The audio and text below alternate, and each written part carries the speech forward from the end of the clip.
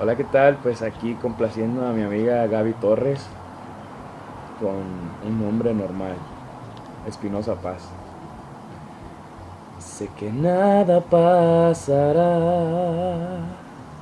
si mañana no me ves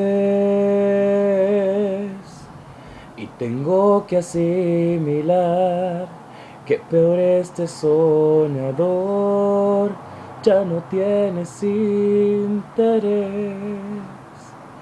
Nunca fui tu prioridad, ni tu centro de atención. Y tengo que asimilar que si estuve ya no estoy dentro de tu corazón.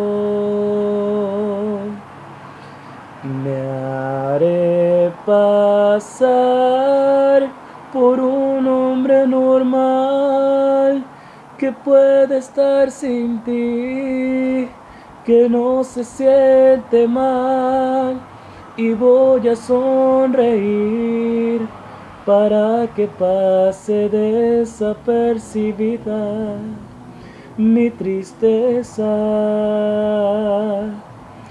Con madurez